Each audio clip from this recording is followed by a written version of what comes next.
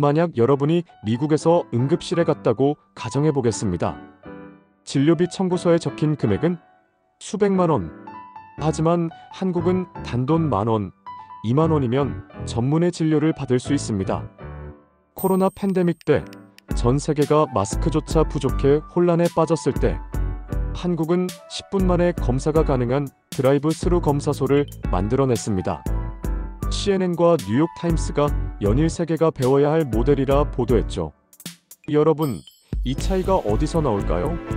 바로 한국의 의료 시스템과 바이오 산업에서 비롯된 것입니다. 오늘은 세계가 부러워하는 한국의 의료 바이오 산업 이야기, 그 놀라운 기적의 현장을 보여드리겠습니다. 2020년 초 전 세계가 공포에 휩싸였습니다. 미국 뉴욕의 병원 앞에는 몇 주씩 검사를 기다리는 사람들이 길게 줄을 섰고, 유럽의 여러 도시에서는 환자가 넘쳐나 병상이 모자라 체육관을 병원으로 개조해야 했습니다. 하지만 한국은 달랐습니다. 서울 강남에서, 대구의 도심에서, 심지어 시골 마을에서도 드라이브 스루 검사소가 설치됐습니다. 차에 탄 채 창문만 내리면 10분 만에 검사가 끝났습니다.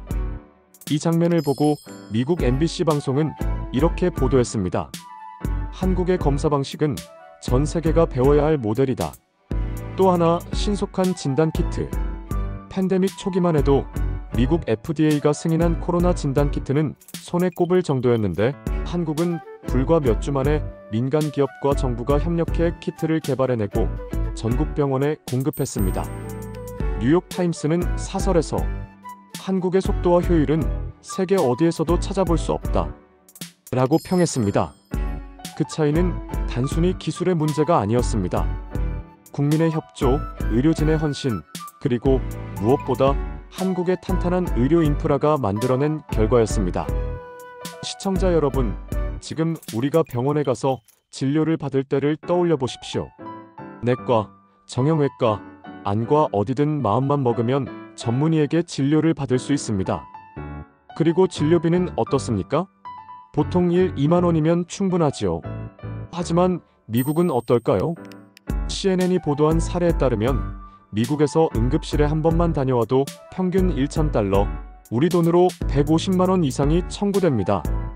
감기 진료도 보험 없이는 20만 원 이상이 깨집니다. 그렇다 보니 미국에서는 병원에 가는 게 사치라는 말까지 나올 정도입니다. OECD 보고서가 있습니다. 한국은 세계에서 가장 적은 비용으로 가장 높은 의료 접근성을 가진 나라로 평가받았습니다. 그 비결은 바로 국민건강보험 제도입니다.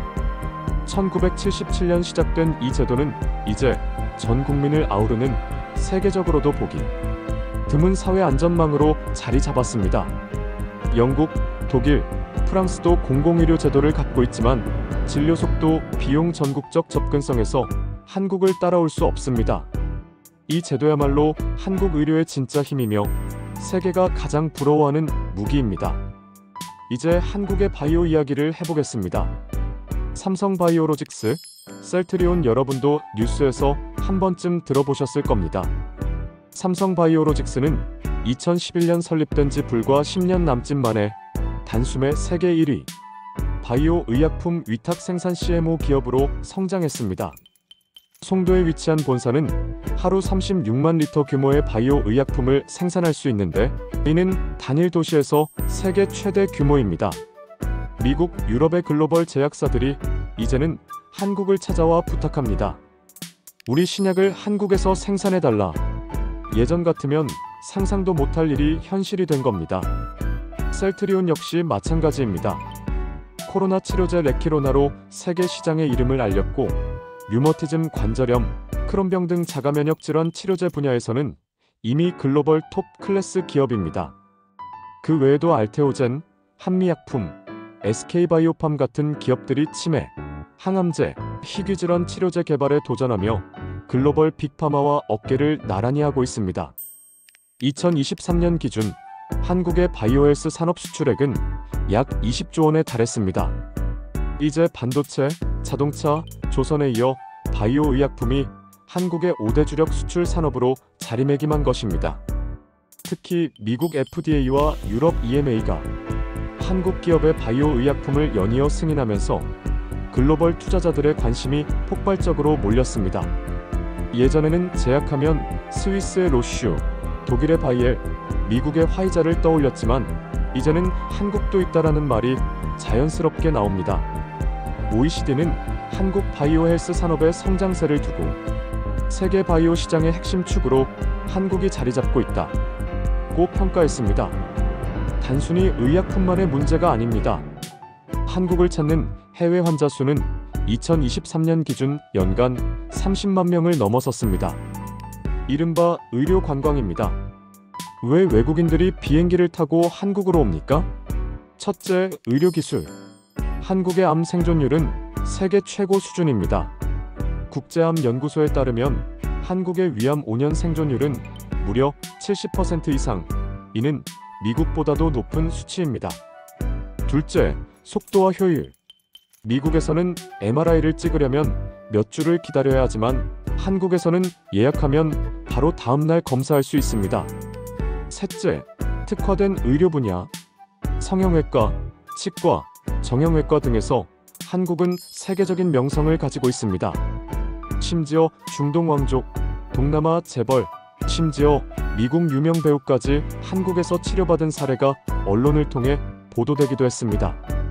여러분, 앞으로 인류가 반드시 해결해야 할 가장 큰 과제가 무엇일까요? 바로 치매와 암입니다. 놀랍게도 이 거대한 난제에 도전하는 기업들이 바로 한국에 있습니다. 국내 연구진이 개발한 치매 치료제 후보 물질은 이미 임상시험 이상에서 긍정적인 결과를 내고 있습니다. 또한 면역 항암제 분야에서도 한국 기업들은 글로벌 제약사와 공동 연구를 진행하며 차세대 암 치료제 개발 경쟁에 뛰어들고 있습니다.